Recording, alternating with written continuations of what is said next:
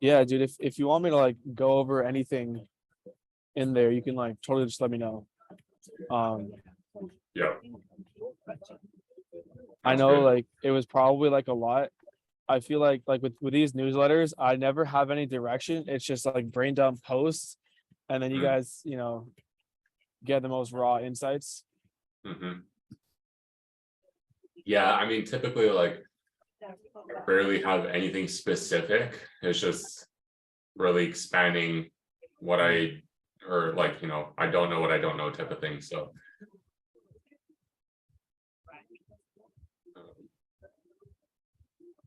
All right, fair enough, fair enough.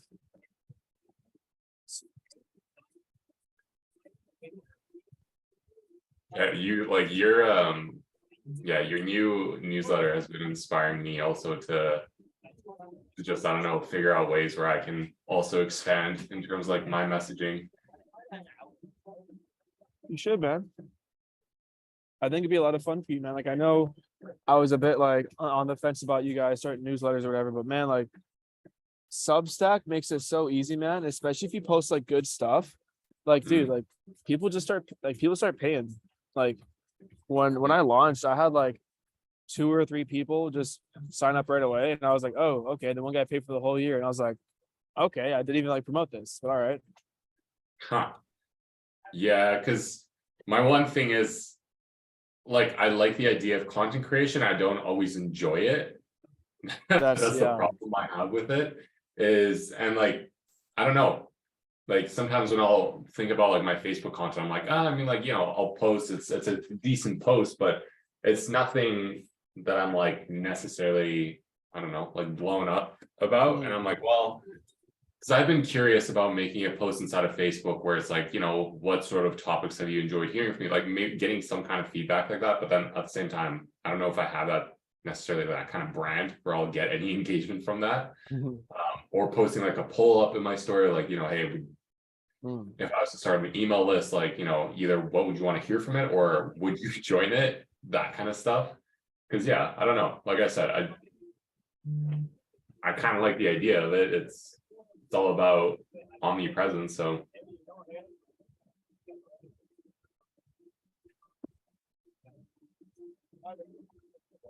Dude, I mean, if you like are going to town on the omnipresence, like if you made like a because like Substack is just so easy to start and just start taking payments with, man. hmm, And there's almost like no copywriters or like marketers on Substack. It's all like tech slash really obscure newsletters. Like, I think I saw this one girl that's like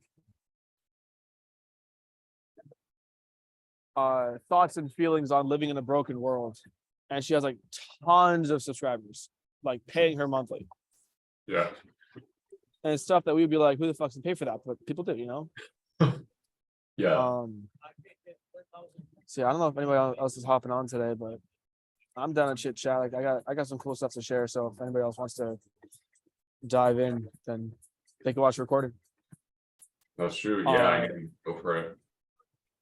so I mean, while you're here, talk about the previous newsletter. Anything stand out for you? Anything that was like any aha moments or things that maybe you want some more like clarity on?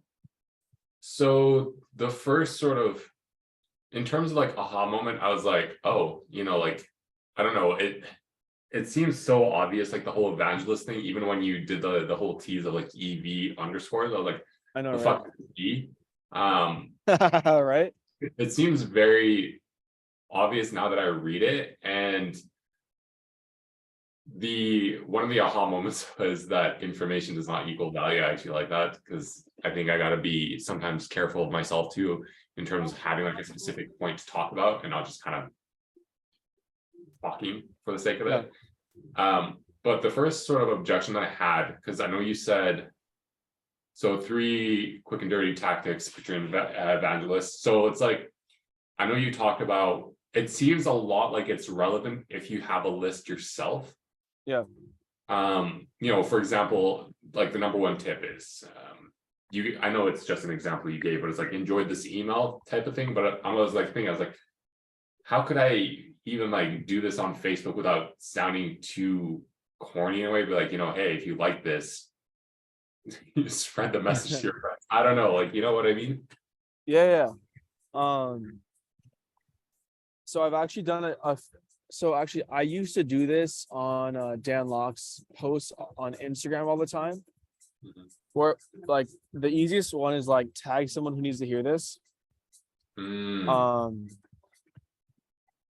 That's a really, really easy one. Because then like, I don't know, like asking somebody to share your stuff on their Facebook's a bit odd. Yep. But getting them to tag somebody is like quite helpful. On Twitter, you can shamelessly whore out the retweet this CTA, like that's no problem. Facebook, not so much. For that, it's more so thinking about the principle behind it. Which is actually I can show you creating content, right? That is so valuable, which entertainment plus information, so that people want to share your stuff, right? So maybe you don't have a direct CTA, but you just keep the evangelist in mind. Okay, interesting. Let me like look at this. Also, what's up, Florian? I see you, buddy. How's it going? So this post here, ad costs getting way too expensive. You're spending way too much ad dollars, marketing to people who have no intention to buy, and it basically just explains all that, right? And then like I assume like these guys both tagged this one dude. So it's like, okay, clearly evangelist, right? Yeah. So that's who I was trying to market to with this is like, I'm trying to get the evangelist going. Yeah, all good, Florian. Trying to listen to right stuff. So one of my favorite ways to get the evangelist going, which actually is in number 3, which is like have something worth sharing. Yeah. That's what this is, right? It's like, if you can point out symptoms, explain the reason for them, your evangelist will start going crazy. It's like you're doing all the right things, right promises, right funnel, good copy, but something is missing. Your messaging. They scroll past. They don't feel like you got the right solution. So that's one of my favorite ways to get the evangelist going is to call out the symptoms. And then either name it or explain how to fix it.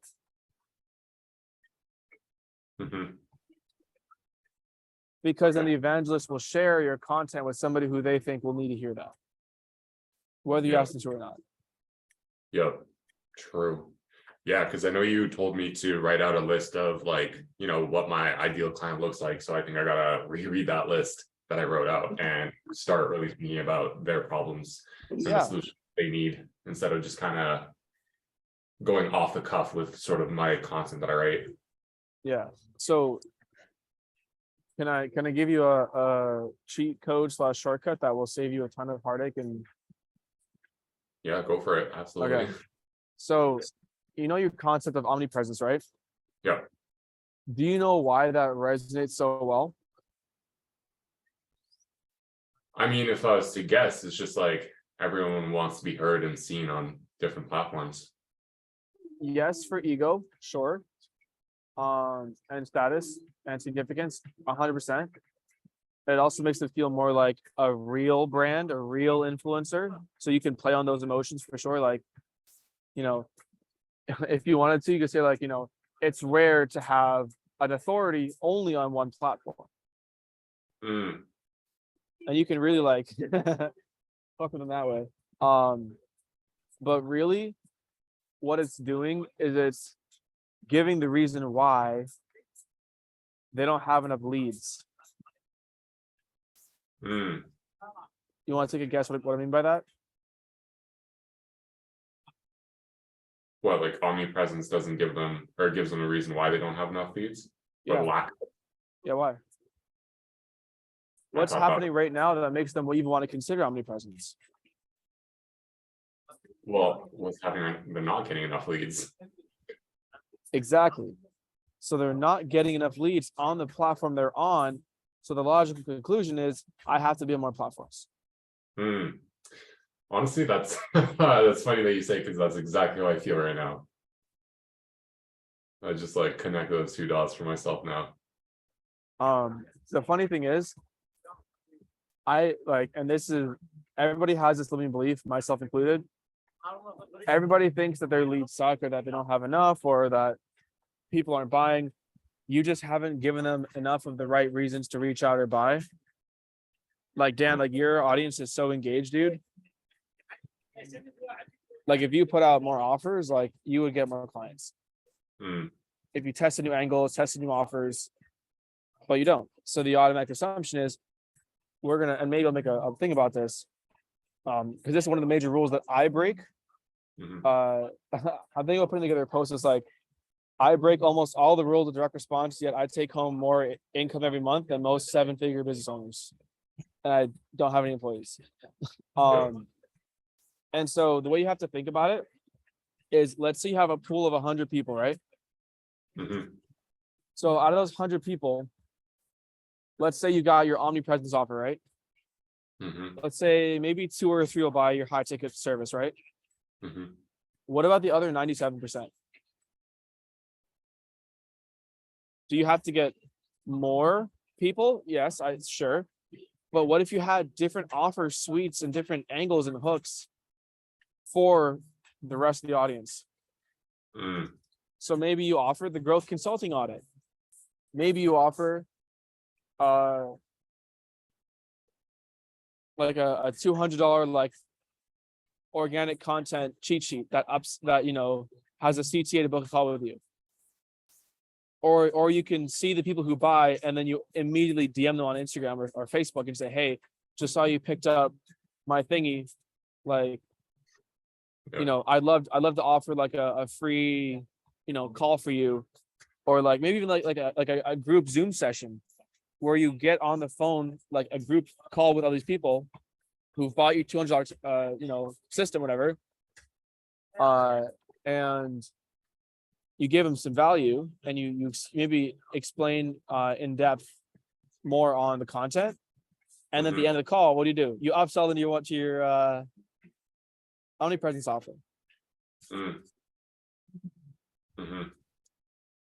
So now you're gonna get, maybe like 20% of your audience, 30% of your audience.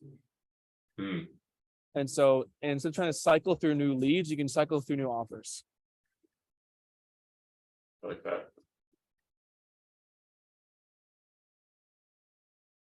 Yeah. That makes sense. Cool.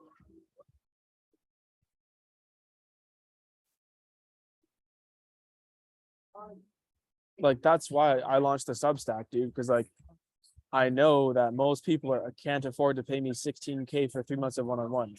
That's pretty much only 7 and 8-figure business owners. Or most people can't pay me $25K to train their marketing team. Yeah. So in my opinion, and I'll maybe make a newsletter on this, the gap between, everyone's like, oh, the rich get richer, the poor get poorer. Yeah. Well, I believe the same thing's happening in our market, where either you have to market to the top tier or the bottom tier, and then there's not much in between. True. So, like, think about it, right? Like, how many copywriters are like, making 6 figures plus? And in terms of like the grand pool of copywriters, less than 1%. Yeah, true. Yeah. So basically, like you guys, and a handful of other people, you know what I mean? Okay, cool. So I'm marketing that with Elite, right? And like, one-on-one coaching, because Dan will work one-on-one, right? And some of the Elite members, like, hire me for consults and stuff.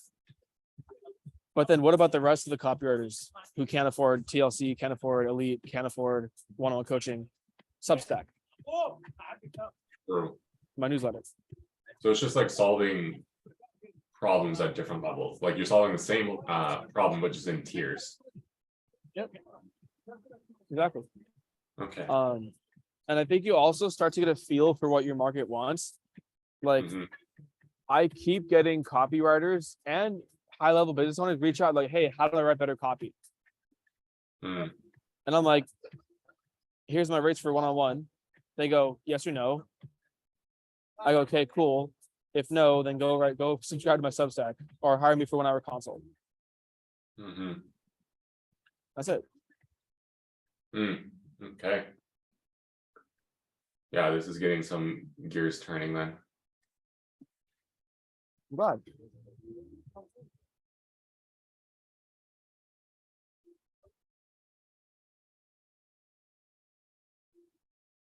Any other key takeaways from the newsletter?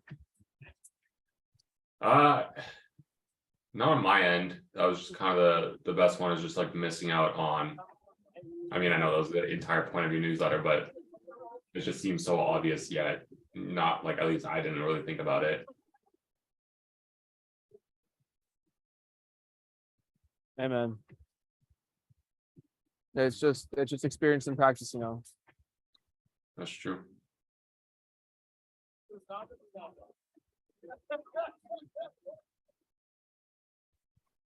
All right.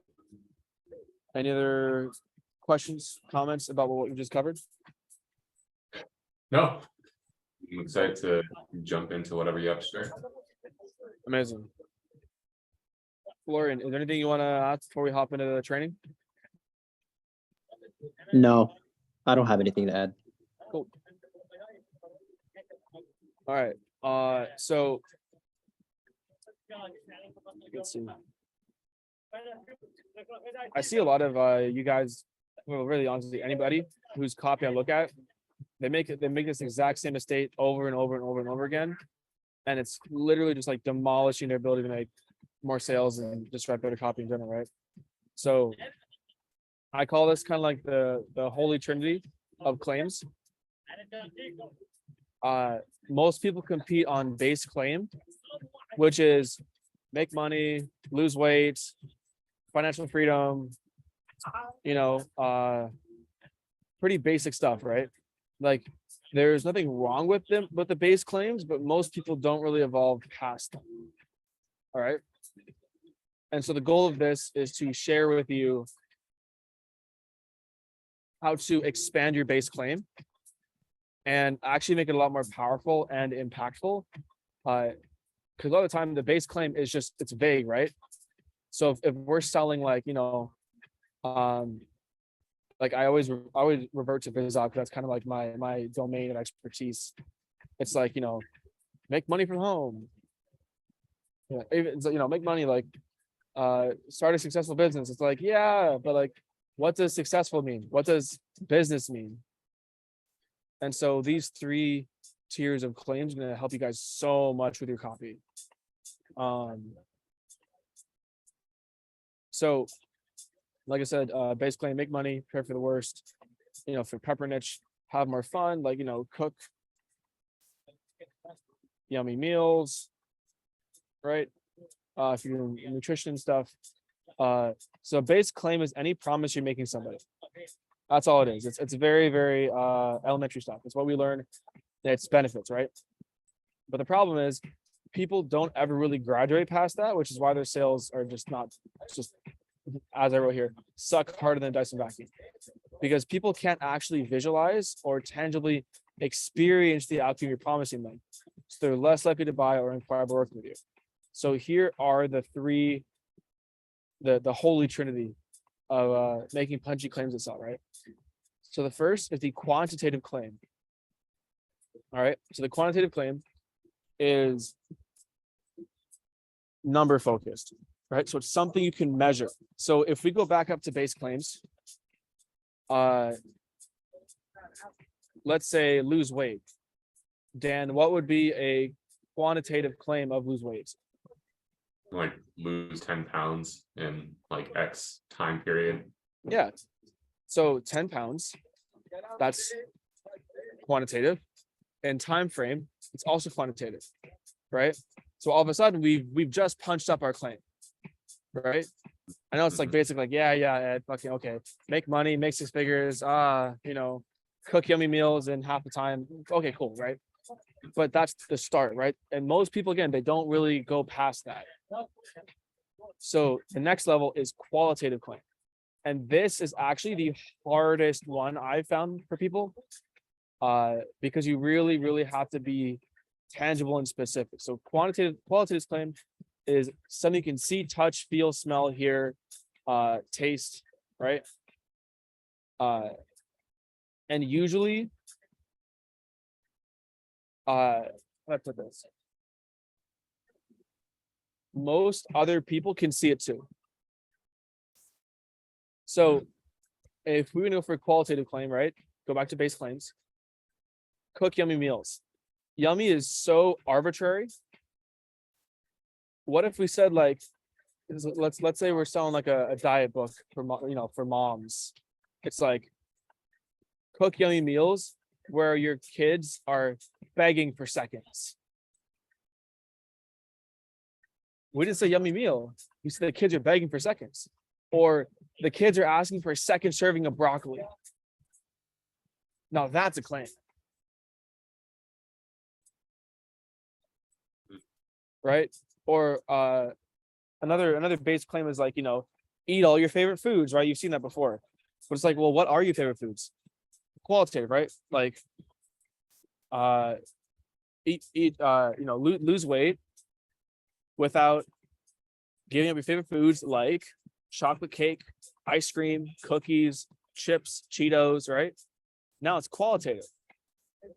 If you want to go even further with it, we say, hey, look, like you can snack on Cheetos on the couch and you'll still lose weight. How's that for a claim?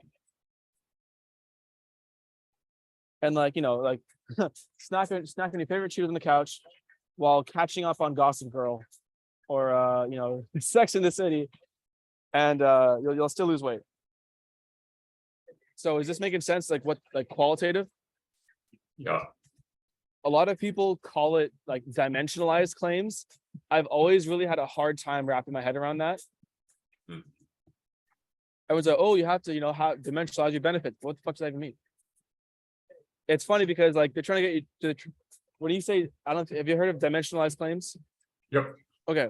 But it's like they're using a theoretical word to try and get you to do something tangible. It's ironic, right? So let's say have more time. What would be a qualitative claim?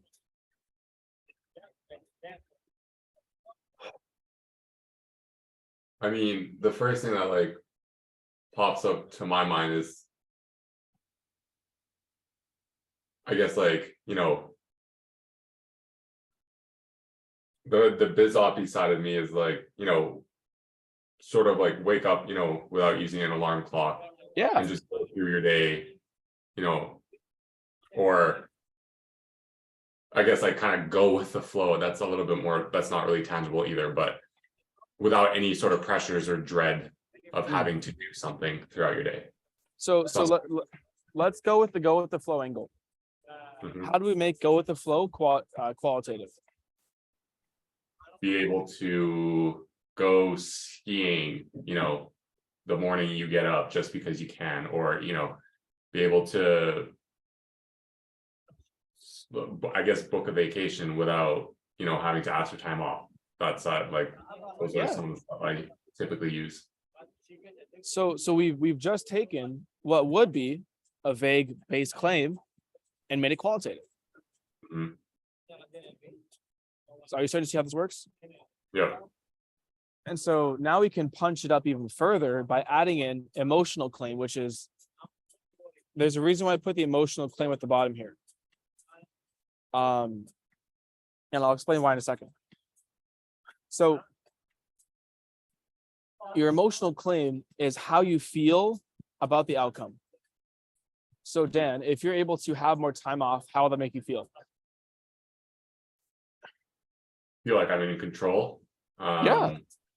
Like less stress, less sort of anxiety about having to do something I potentially don't want to do.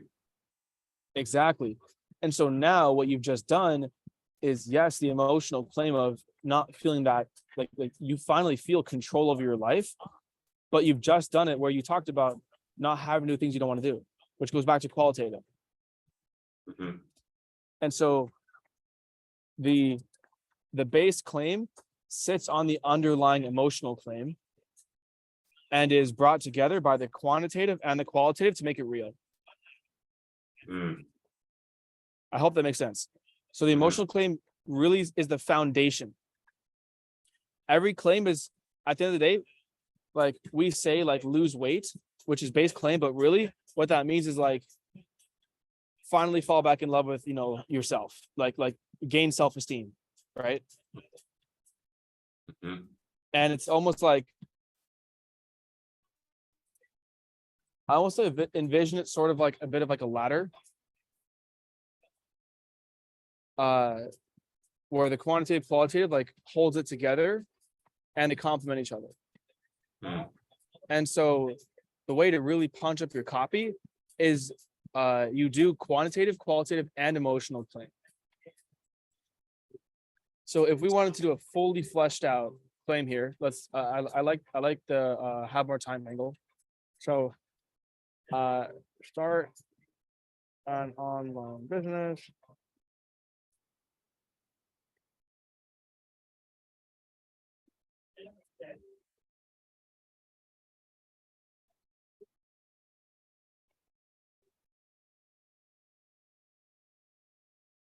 Okay. So we got have more time, right? Mhm. Let's go quantitative first. How would we make this more quantitative? Free up the 8 hours a day you spend working at your 9 to 5.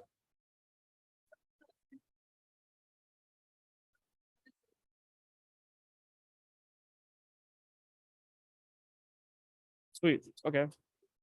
See how that's already way more powerful? Yeah. Let's keep going. How can we now make it more qualitative? How do we add that in? Be able to go fishing in the middle of a Wednesday while everyone else is working. Yeah.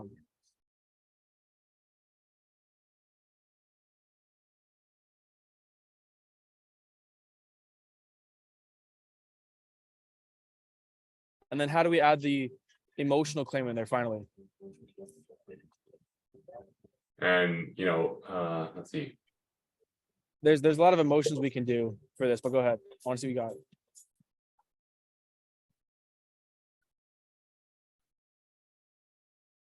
I was just gonna once again go, feel like you get to decide what you want to do on any given day instead of having someone else tell you what you should be doing. And like maybe emphasize like the you at the beginning.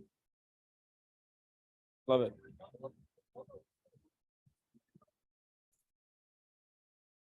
All of a sudden, holy shit.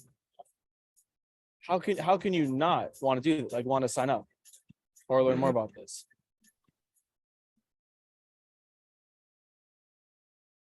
Yeah.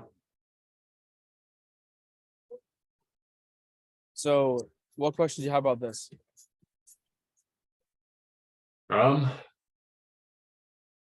don't really have any other questions. I guess we could probably run through a couple of the other claims and then sort of do the same thing. And the one thing I want to note is you don't have to always do all of it at once. Mhm. Like this big long sentence we have here. We can do quantitative, qualitative, emotional, base claim, and really play with it. Mhm. Throughout the sales piece. Let's do another one. Yeah, I was gonna ask that if we just mix them up and not do them all at once. Yeah. So why don't we actually run through like a do you guys have so Flora, you're writing copy. Can you copy and paste something in the chat and then I'll we can workshop it? Sure. Let me see if I can No find it. pressure.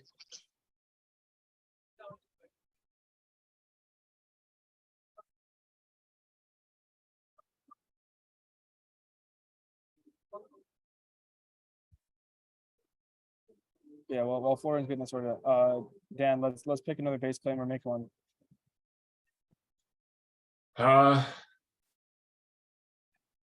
Let's do like fix your hormones. This is something I've never done, so this will be interesting.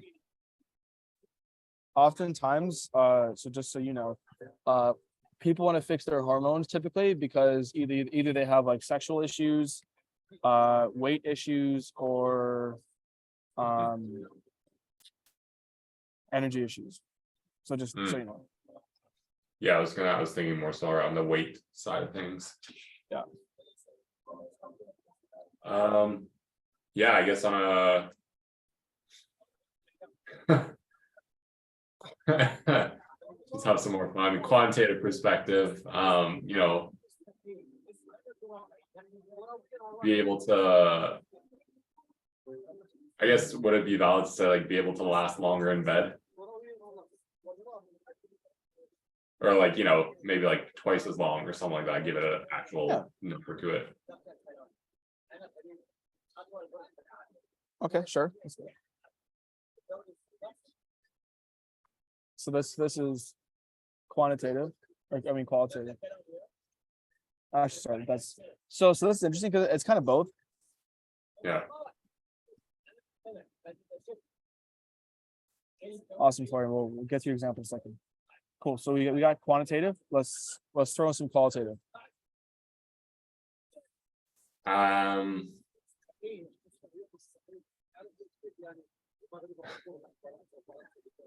Be able to last twice as long as in bed, so you can finally, you know, feel the passion that your partner has given back to you. You're getting real steamy. Okay. So that one's emotional, not qualitative. I guess that's true. Notice how we What's said the word feel? fix your hormone refer to? I left open for interpretation, for Dan just to have fun with it. But Okay. I guess this is now becoming an ED slash like be more manly type of thing, which is fine. It's just funny that's where we went with it. Really talking myself, man. Hear her screaming your name all night long. Yeah, there we go, Florian. Love it. There you go. If you guys really want to be savages, like get a noise complaint from the neighbors.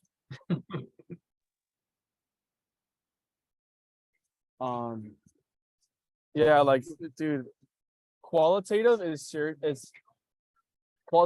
the best type of claim. Like I love it to death because you can have so much fun with it. Like you can like you know, after your you know the morning after your valiant love making session, like you know your girl has her best friend Becky over and her and Becky are having like coffee, and then you hear the two of them giggling and whispering, and you know they're talking about last night. Yeah. So yes, that's qualitative.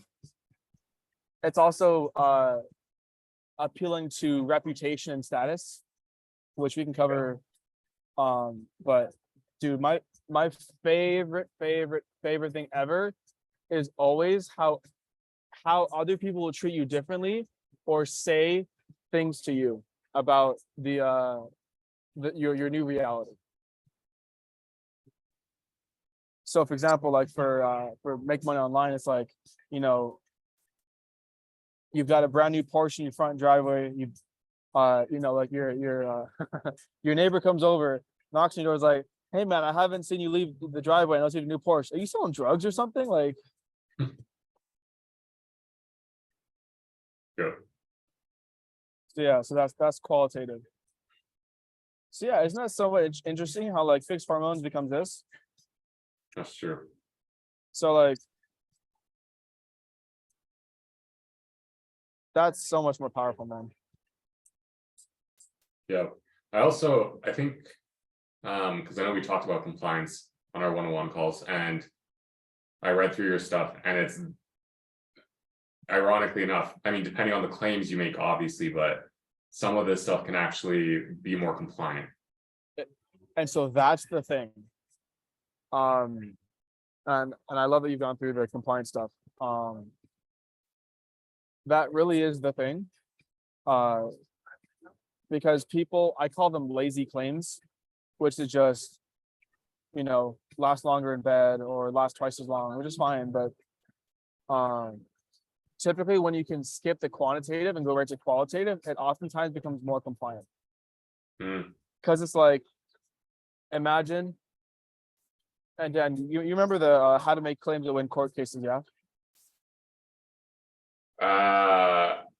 No, maybe I missed that one. Okay, so with compliant copy,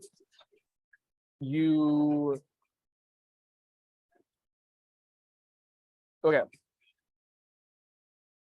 So let's say like the easiest ones make money just because it's so simple to understand. Make $100 a day in the next 30 days. You can go to court and very clearly say, hey, I didn't make $100 in the 30 days, sue this asshole, right? But if you say,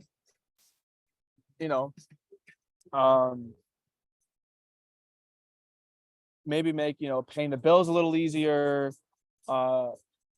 stop dreading that monthly rent invoice when it comes through, and make your landlord stop hating you.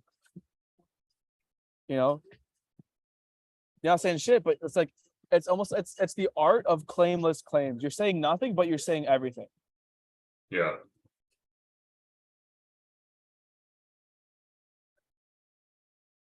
So for more compliant copy, that works well, but ideally you want to marry it with quantitative claims to show how you get to that place. Because most people can only visualize the qualitative by first understanding the quantitative. So it's like, how can I quit my job and spend time with my family?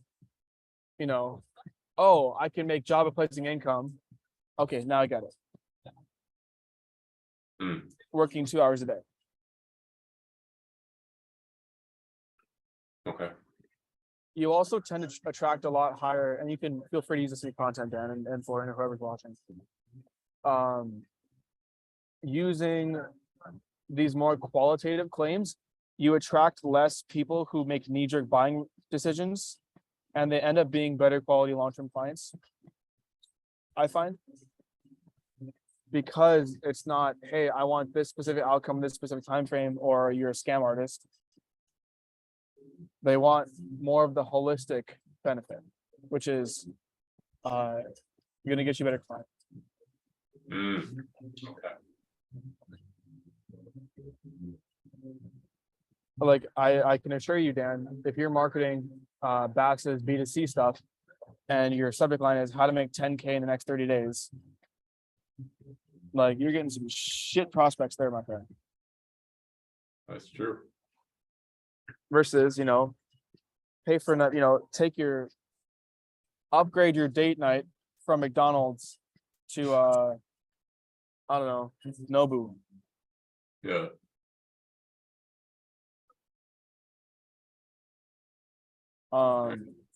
Cool. We've got Florian's thing here. So when you're making these claims, do you have to obviously you have to back it up with some kind of proof, right? Or Yeah. So yeah. Yeah. Okay. Go ahead. Yeah, just wondering. That was my question. Cool. So within 2 months of release, like release from prison. So this is in context of he released his book. Okay. Okay. So I'm gonna let you guys workshop this. So his entire life changed. What is this? What kind of claim is this, guys? Let's identify it. The basic claim. It's a base claim. Yeah. Good. So with base claims, we can either morph it or remove it or keep it. So what should we do here? Morph, remove, or keep?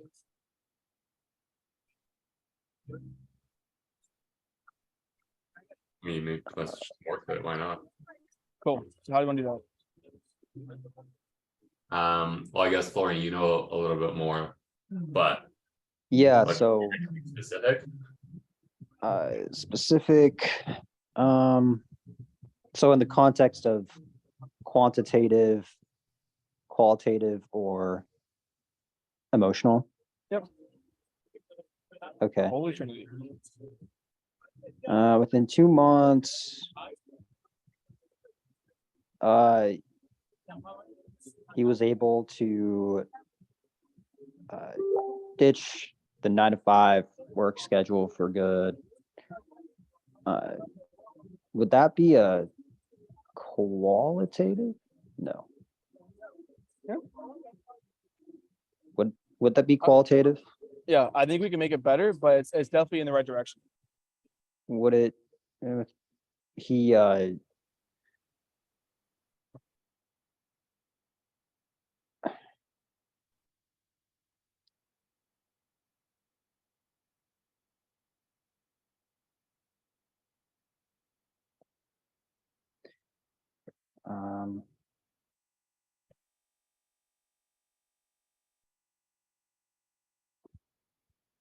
can toss an idea, Florian, if you want. sure. I mean, going back to kind of the similar thing I said a few examples back with like to make this more quantitative, just we have 9 to 5, but like even just adding like getting back the 8 hours he worked. Yeah. Or like getting back to 40 hours a week, stuff like that. Within 2 months, he doesn't have to like commute to his location every single day anymore. Okay, I like it. Or commute to his brick and mortar business every single day anymore. And so yeah, the context of this guy is that he had a brick and mortar business and then he wanted to become like an online coach, and he was stuck in his brick and mortar business, like having to go there every day and work in that one spot. So how can we that's punch good. up the word commute?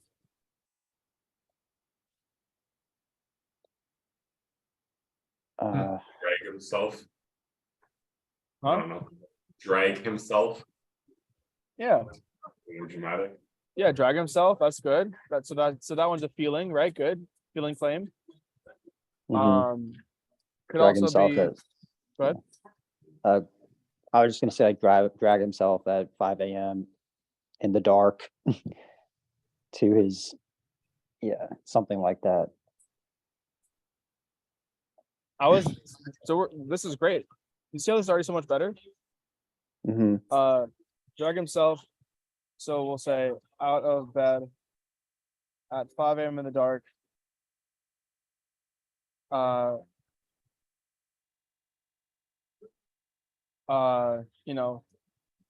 mean, I don't think there's traffic at 5 a.m. I was gonna say like get stuck in traffic, but that's not the case for this one.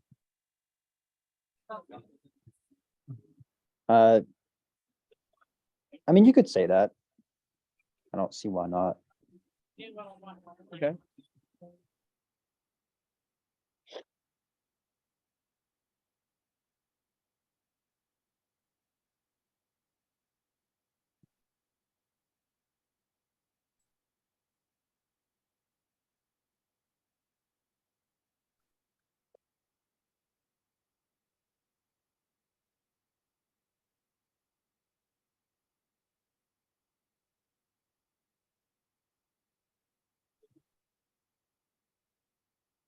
I like this. What else? What else are you guys thinking?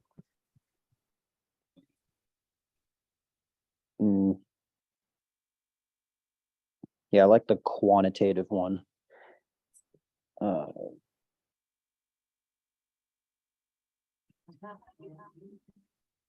you know if this guy liked his brick and mortar business by any chance? Because I was gonna say, spend all day, or once again, like quantify, maybe spend like 10 hours a day if this was his own business, but that's probably accurate-ish.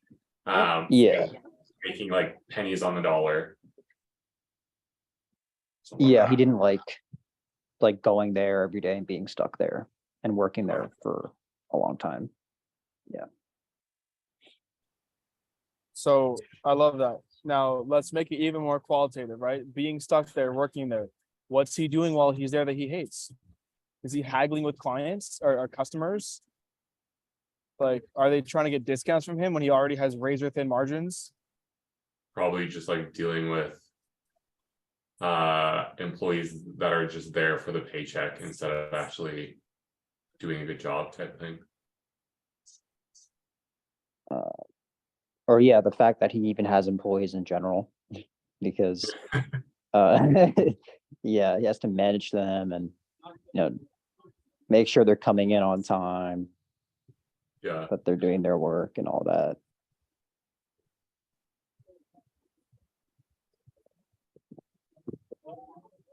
like yeah, maybe even like babysitting employees. I don't know if that's a little Yeah. too. Babysitting zombie employees who are there just to get a paycheck and go home. While he doesn't even have a stable check like they do and has to stay on site long after dark. Something like that. Yep. Mhm.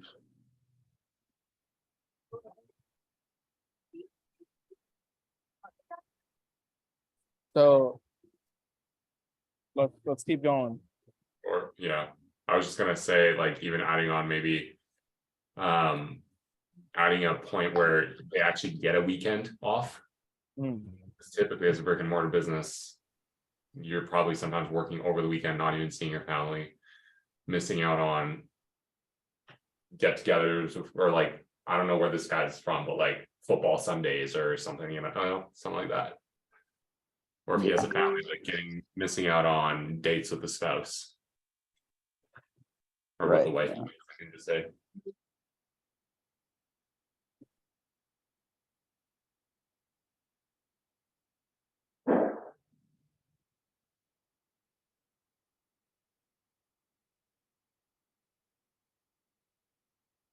You guys are in charge here. You tell me what to do.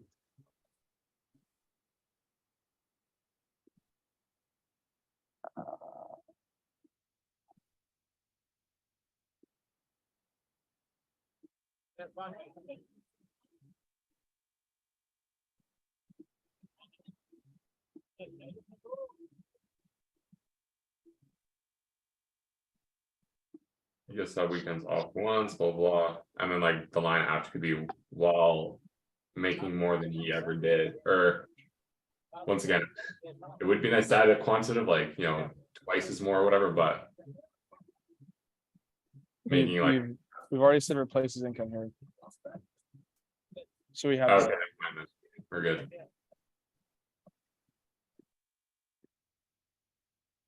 Mhm.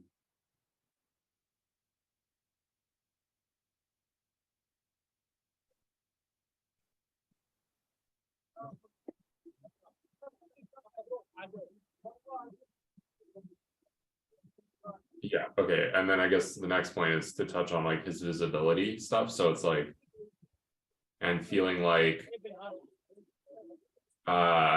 someone who has value to share that people genuinely want to listen to and even pay him for his knowledge or expertise.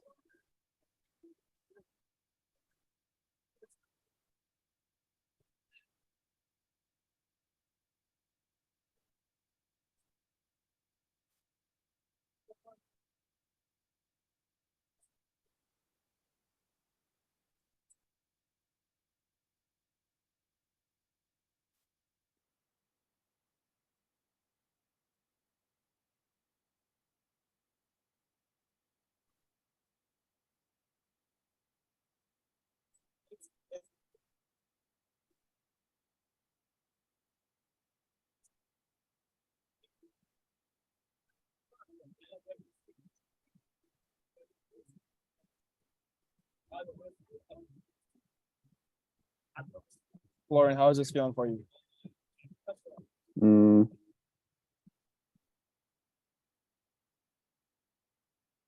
It's really good. It definitely could- expands the copy so Mm. that it's, yeah, not just that lazy claim, like you said. And we don't have to use all of this. I know we've added a lot of detail here, Mhm. but I'd rather have this much detail and then chunk it down to the most important bits and clean it up than have not enough detail. Yeah, definitely. Awesome. Yeah. It's really helpful. Of course, man. Here, I'll paste this in the chat as well. Then you can do what as you please with it. So what are your takeaways from today's session, guys?